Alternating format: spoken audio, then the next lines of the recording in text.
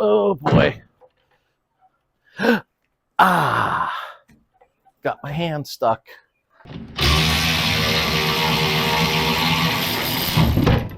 Oh boy.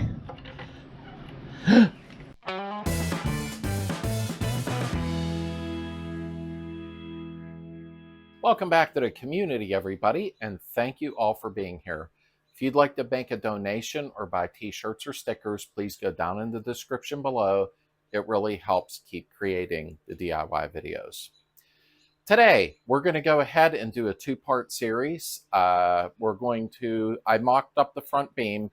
If you watched my last video where I talked about lowering the car, I mocked up the beam to make sure the narrowed beam fit properly, and I did a video on adjusting the steering box because you have to knock the tab off, and we'll get into that when I get the beam up. Lots of tips coming along when I remove this beam, so watch the video. Don't fast forward through or you'll miss the tips I'm going to tell you. So we're going to go ahead and speed up some of it. We're going to pull the beam out. We're going to scrub it down real good. We're going to spray it with red Rust-Oleum, Sunrise Red, I believe it is. And then we're going to put it back in. I'm going to show you how to torque everything properly and align the front end. Not hard to do, and you'll be good to go. So let's get on it. Let me ask a question. Do you have your new subscription to VW Trends magazine? Please go down in the description and get yours. They're back in action. They've been back for a little while. What a great magazine that we've had from our youth.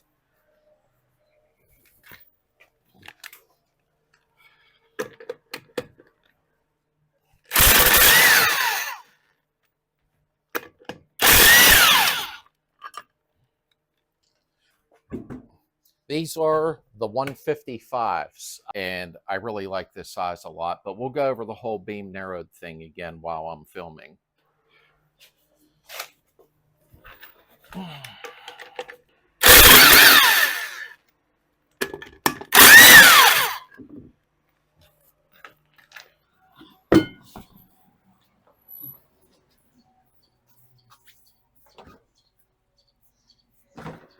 Now, my gas tank's not bolted in yet for filming reasons. I'm going to pop it out of the way. So let's get the gas tank pulled. But when you're filming, it just makes it easier.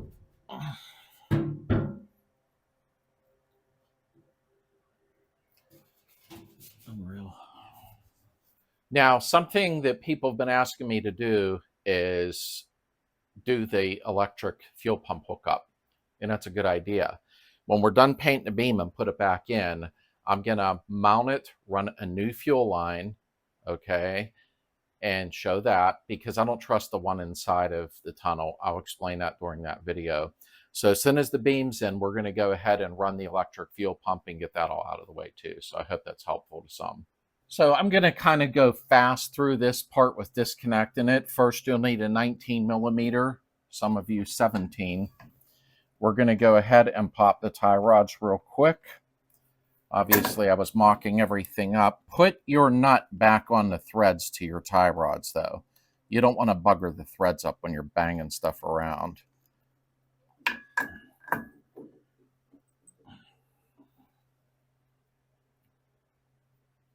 Wonder where that bolt came from. Let's get the inside one.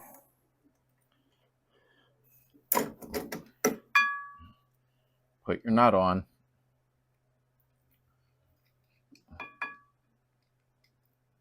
At least try to. There we go. When you put the nut on, it protects the threads. I'm sure that most of you know that, but if you're new to the car world, it keeps them from getting buggered up when you got it laying on the workbench.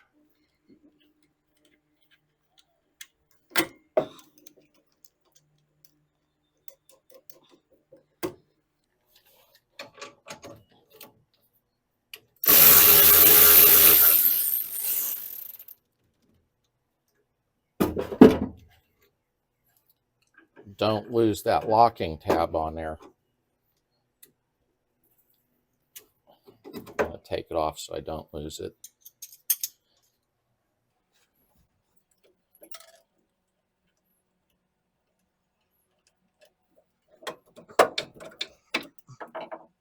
Always put your nuts back on so you don't lose them. It's a little locking nut. That's the long one for the passenger side.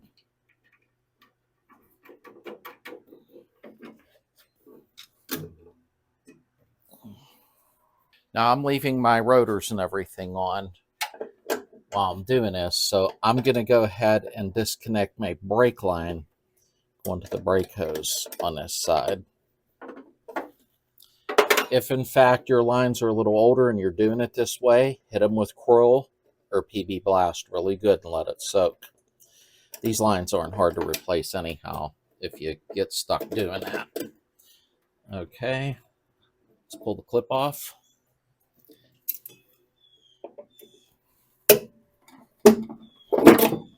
Okay. All right. I'm going to tape this to this temporarily. Your speedometer cable comes down whether you have drums or disc, and it goes through the spindle and it clips here. I don't have mine clipped on yet, so if you do, you're going to pull a little clip, and after you've pulled your little clip, the snout will not be held in by the dust cap. You're going to pull your speedometer cable out. That is your part right there that sticks through, and just get that out of the way. My passenger side caliper wasn't hooked up because I'm fussing with a narrowed beam and a shorter hose thing. We'll go over that. On my exposed brake line, I'm going to put a piece of tape over the end so that no contaminants get inside of it. You have 2 bolts holding the top of the beam in at the top. There's one on each side. I'll change the camera angle. All right, these are 14 millimeter.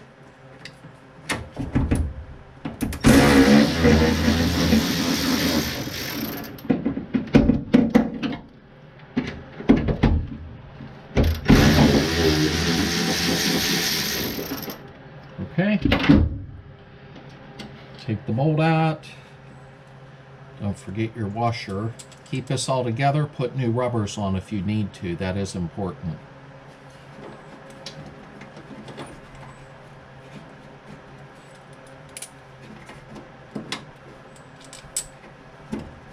You can buy a kit that get good quality.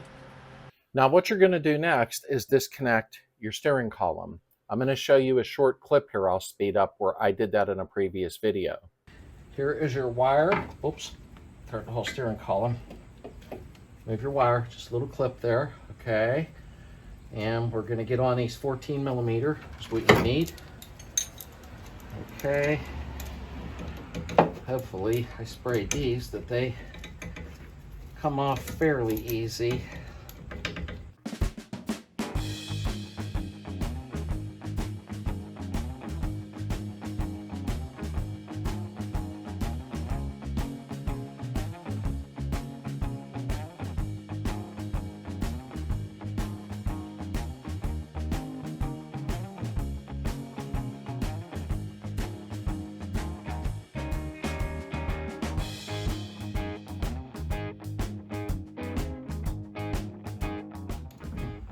And that is disconnected from the steering box, okay? And that's what you do. Mine's not on yet because I'm still doing the old school dashboard custom look. So I didn't want to put the steering column in until I'm done painting in there. So now your steering column's disconnected. You have the option of removing your steering box if you'd like to. I'm going to do it to get it out of the way because it's heavy. So we have 17 millimeter headed bolts here. There's one on each clamp. We're going to go over when we reinstall this how to do it properly so the angle is not wrong on the clamp.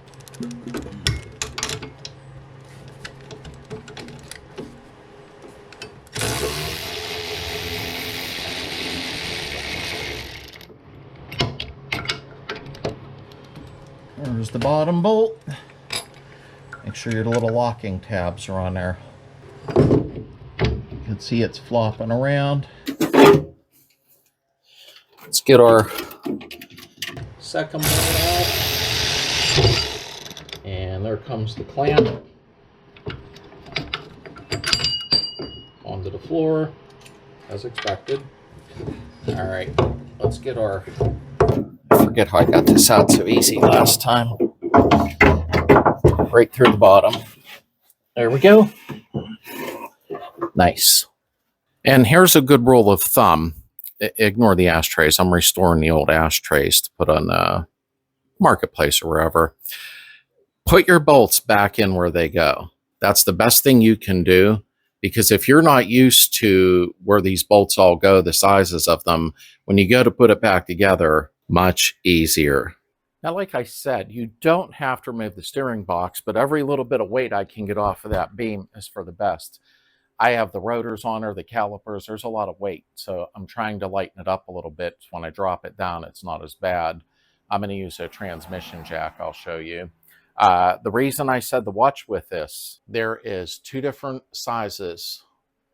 You'll see the numbers on it, and we'll go over that during the install. One is this way for Gia, and one is this way for Beetle. Volkswagen was smart doing that stuff because they didn't have to make separate parts for each car, so they duplicated them and notched them differently. We're going to wire wheel and clean the steering box up and paint it, time-lapsed of course. I already serviced it and put fresh grease in it. So that's that. And again, this is why I mounted it up first without painting it, to make sure everything fit.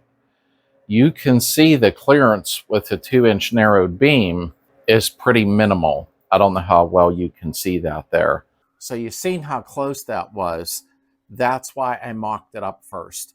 When you buy a beam or an exhaust system or anything and you think, oh, they're painted black, they look good.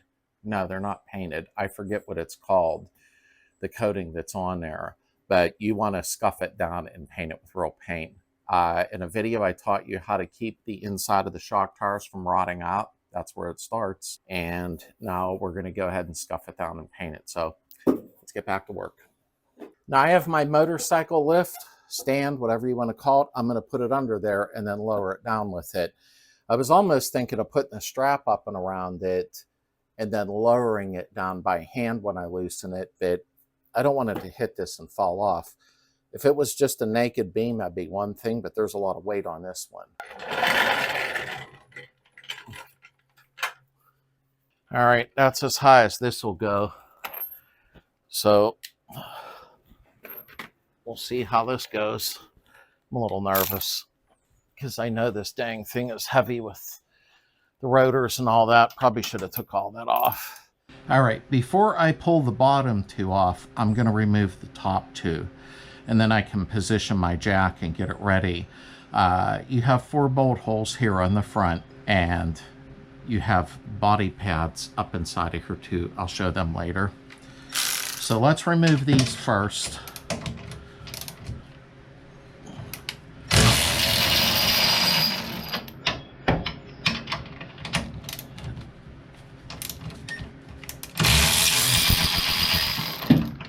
Okay, now one thing we are going to do when we put this back together is we're going to run caster shims down here so that it don't wander going down the highway. We'll go over all that stuff in the end, and when you do that, you're going to be buying longer bolts, which you can get online specifically for this. All right, that's as high as this will go, so we'll see how this goes.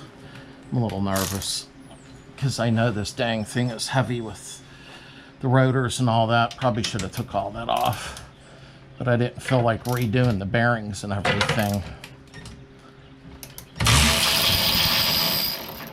Okay, here we go, last one.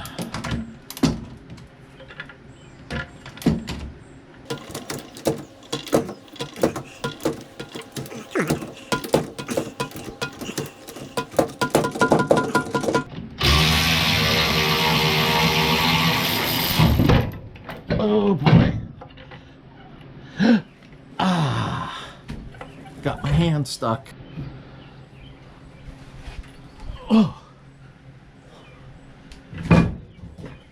Whew. That wasn't fun. Even got the ratchet stuck.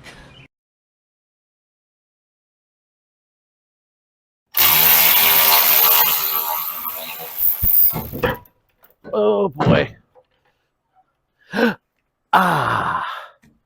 Got my hand stuck. It's heavy. Now, if that had been a floor jack, I'd be in a heap of trouble. It would have flipped right off of it. But you see how it came tumbling out. I even felt the jack stands move lightly, which is entertaining. See how that came down and out. If, in fact, I would have removed the rotors, the calipers, the shocks, all that added weight's crazy. I could have just lifted that right down. But I already packed these bearings, seated everything. I didn't want to do that. So when I go to put it back up in, I'm probably going to have my son on the video help me get it up in so I can leave it completely loaded. So let's get this on the engine stand because I want to scuff it down and paint it and go over some stuff with you. You won't have to watch me sand it. I'll time lapse it super fast. So, oh, that was fun. So I hooked the yoke up to my engine stand, not a VW yoke, just the regular one that the stand came with from Harbor Freight.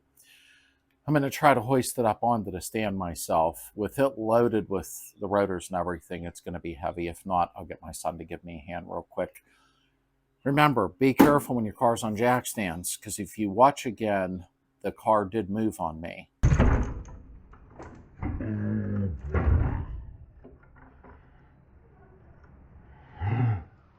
Yeah, that can get scary. So please be cautious. I'm not responsible if you do something stupid. Well, not stupid, it can happen.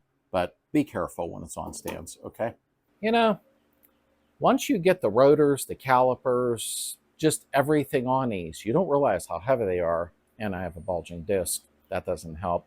But my son stopped by real quick. We threw it on the engine stand. I'm going to go ahead to time lapse this part. I'm going to wipe it all down. I'm going to hit it with one of them maroon or burgundy colored Scotch pads, clean it all up, and then I won't speed up the film when I'm painting though. I like people to see the strokes I'm using, that I'm not laying it too heavy, stuff like that. So let me get it Scotch prided down is what I call it.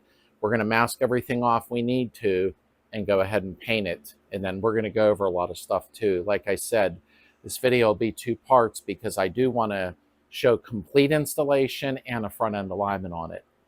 Okay, I'll gab just for a second here. I'm going to use Totally Awesome just to wipe the crap off of it. But yeah, these are heavy. If you're just doing a beam without anything on it, the control arms and all that, they're really not that bad. There's the grommet for the top. But one thing you need to know about these is the reason a lot of these rot out in the shock tower area here is because they rust from the inside out. I put grease fittings in the side and tapped them. And that is why mine will not rust for a very long time. So, but I figure wipe it down. I don't know what this finish is that they use on them, but it's just pretty much for shipping purposes. So truthfully, this needs scuffed down and painted. So I'll be right back. I'll get stuff masked off and we'll go ahead and spray. Don't leave.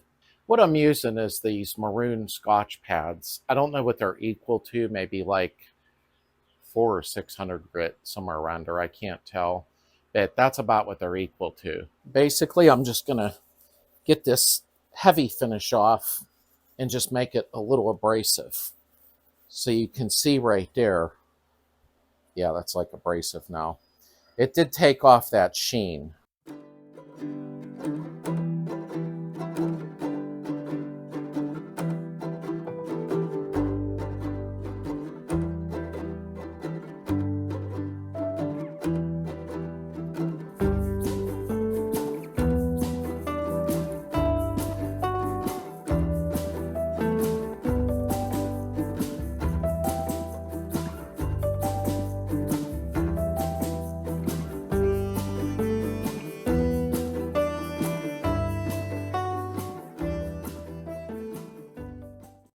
I don't like doing this kind of work, but I scuffed it all down pretty good. We're going to go ahead and prime it and paint it. I'm going to mask off. I won't bore you with that part. I'll come back after that. I got to mask off the shocks, the control arms. I'm just painting the beam. But if you see what I'm talking about here, I put grease fittings here and here. I did that because they do rust out on the inside, and that's why they sell repair plates and that for them. But when you fill this shock tire with grease, it's less likely. Or you can spray it with 3M cavity wax and put little rubber plugs in it, whatever you want to do. I just figured it's easier to pump grease into them. Interesting enough, I have 2 cans of apple red, and they do have primer, so the front beam's going to get painted apple red. Nobody can see the motor and the beam close together, so it should be fine. Truthfully, I found these in Heather's shed. I'll deter her from watching this video. All right, that was exciting. Everything is masked off. I just threw some bolts back in here because I can wire wheel the bolts in 2 seconds at the bench. So I did that to plug the threads up. I thought I had the little foam ear caps, you know, for when you're needing to deafen noise. And got everything masked off. I took vacuum caps and capped off the grease fittings. So those are done. If there's any overspray, I'll just use some triple O or quad O. I'm going to go ahead, wipe it down with wax and grease remover, and then we'll go ahead, get the primer on, and get 2 coats of paint on. I won't speed up painting, so you can watch how I fog it on and what I do. I'm not a professional, just pretend to be. I did remember to cover the car, though, since I painted the dash. We don't want to start all over with that crap again. Now, this is an important part. Make sure to use wax and grease remover, or wax and tar. Now, you can go ahead and use that foamy window spray, glass cleaner. It actually works pretty good.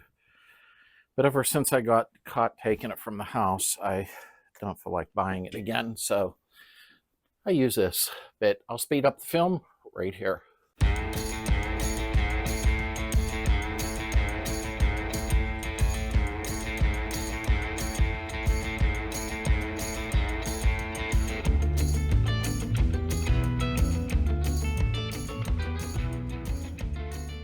So I have an industrial fan pulling away from it, and I got one in the window so I can dust down the neighbors' houses and cars. Is what it is. Shouldn't live near me. Okay, we're going to go ahead and start the exhaust system up on it, shake the can up. We're going to do the primer first, but I cannot stress this enough. Get a good quality respirator, please. Not a dust mask.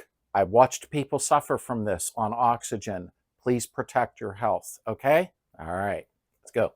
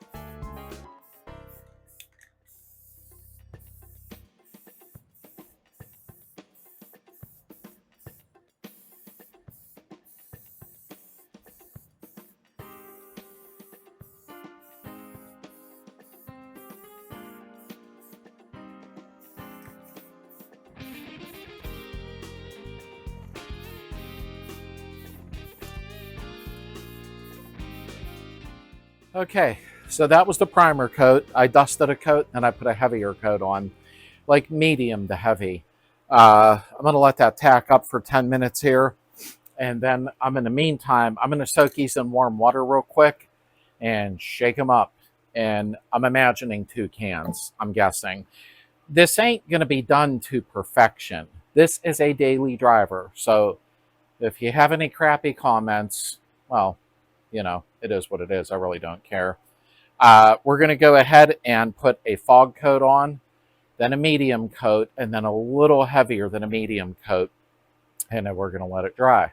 Yeah, that's normal. If you heard some humming, I got the exhaust on still. Sorry about that. I don't know if you can hear me over the humming, but this is convenient because I can tilt it up and spray the bottom. Makes it nice.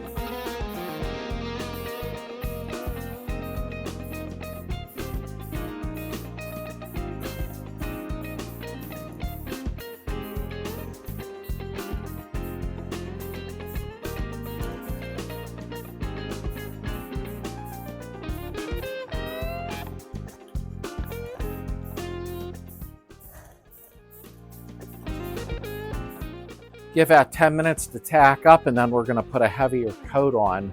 I'm liking the color. I like red and white combo. I just think it looks nice. If I could have afforded red interior, oh, it would have looked beautiful. But it was a little higher price for everything when it came to red. So I'm going to let this tack up, and we're going to come back and hit it with a second coat. Let's turn it on its side again. Want to take a look a second. Yeah, seems to be okay. All right, let's hit it harder.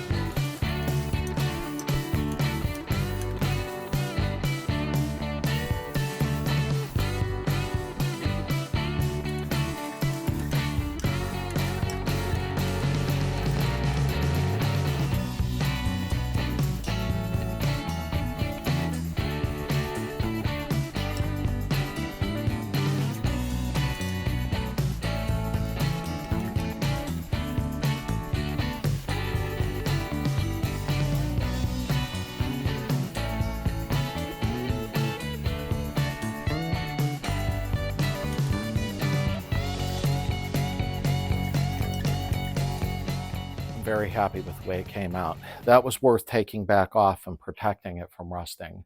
So we'll take a walk around the beam here real quick and see what it looks like. I did a dusting coat and then I hit it with a medium coat, but a little more towards the medium heavy side.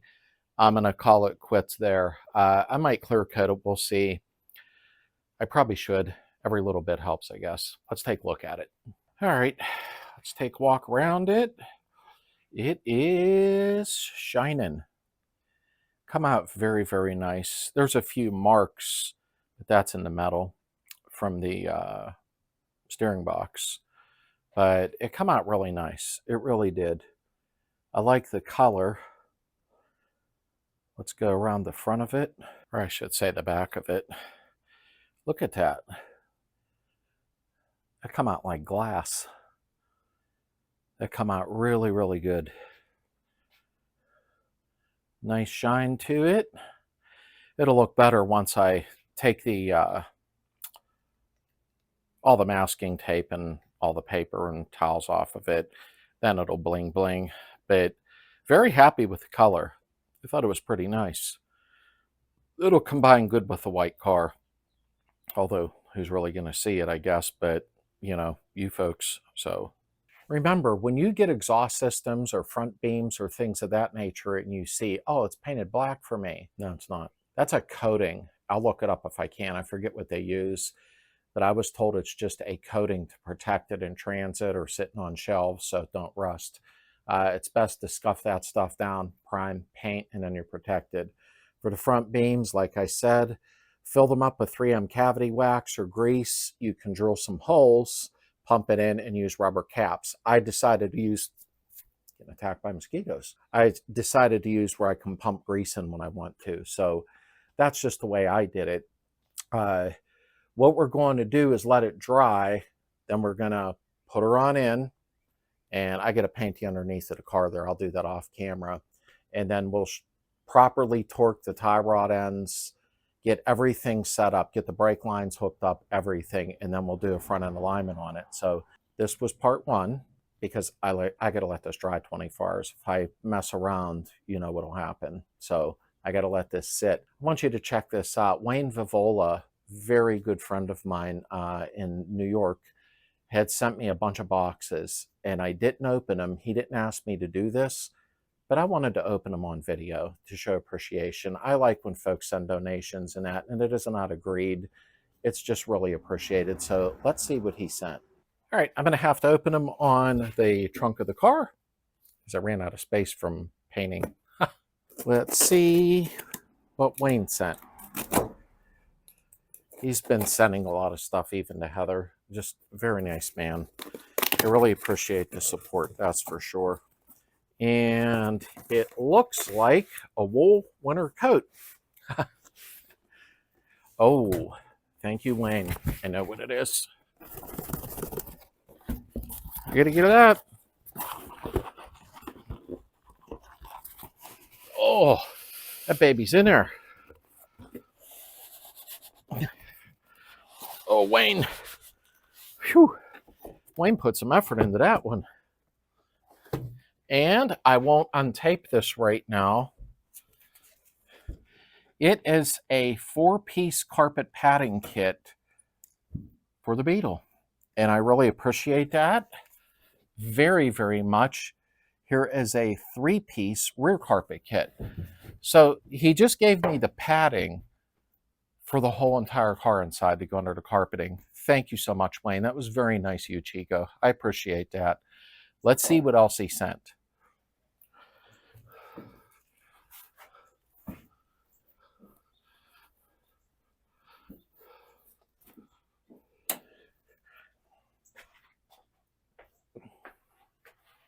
A bigger box.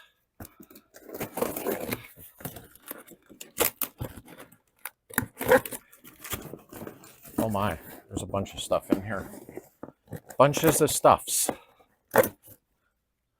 And what do we have here? Oh my goodness. Okay. We have a magnetic drain plug. Thank you, Wayne. Actually, I will use that. I like the magnetic drain plugs. And he sent me a metal piece to the dash to put a gauge in. I had it upside down. I appreciate that very, very much. And we got, oh my. Well, I actually needed these. My inside door handles are shot. He sent me a set that is brand new. Thank you, brother. I absolutely needed these. I really did. That completes my door panels. And we have a new gas cap. Thank you very much. I can't believe how much stuff he sent. And we have our, these go on the inside under the grab handles above the back seats where the straps are. And old man glasses here. One of crank finger cover plate screws. He sent me screws for them. That would be for the window crank, brand new. And a new license plate holder. Mine's all crummy and pitted. I can't, it's like he knew what I needed, I swear. And some more screws in the package still. Oh man.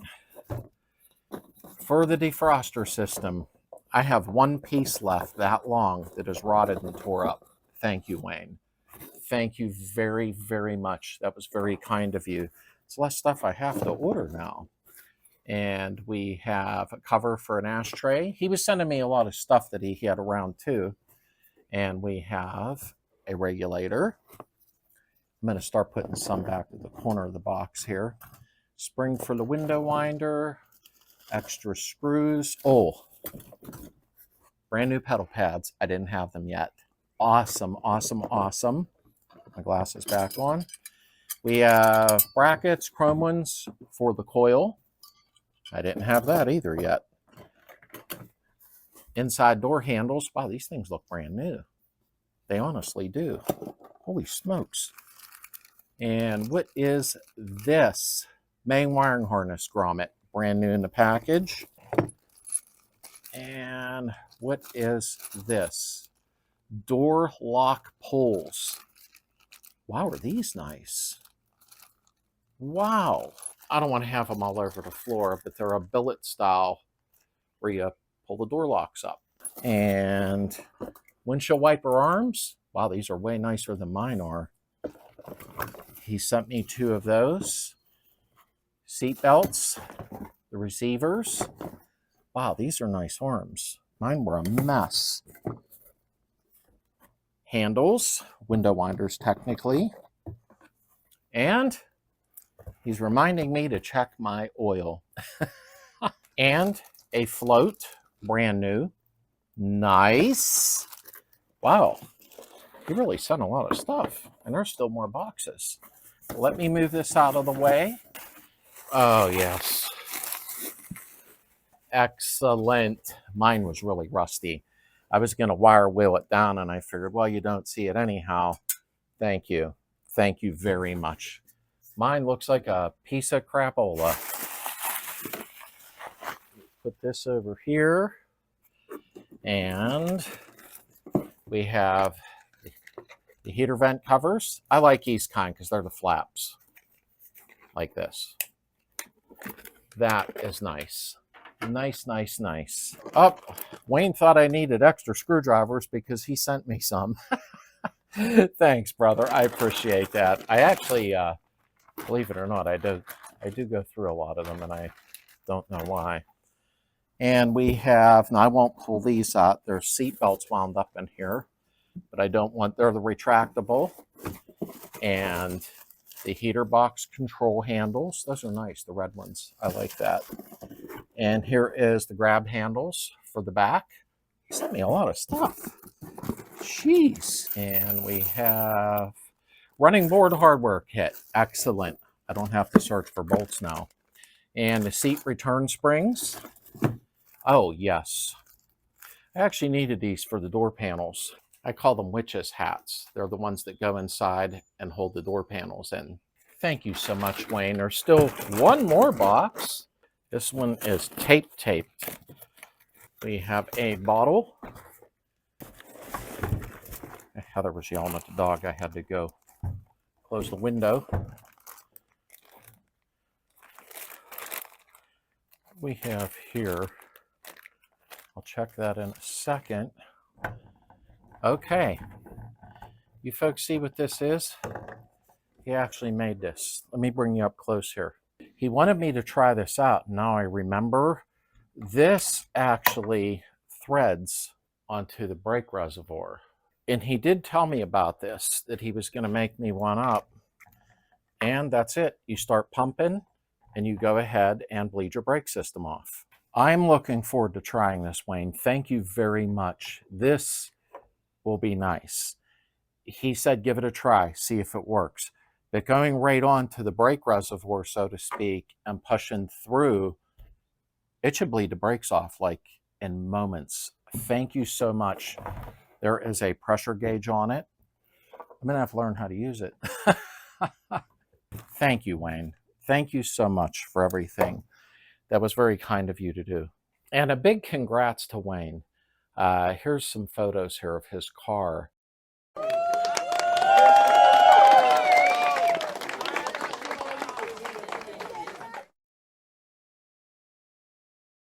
And he is literally just winning trophies every week at car shows. And no, he's not bragging about it.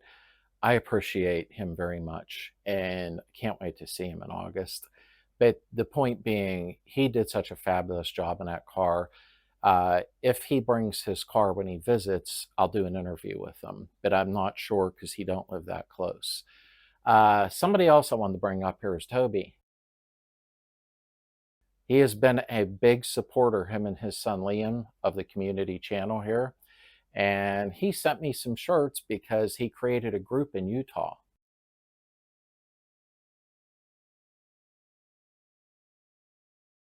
And I appreciate that very much. Thank you so much. Don't forget to check out his Facebook group, especially if you're in Utah. And thank you for the shirts, Toby. That was very nice of you and Liam to do. I really appreciate it.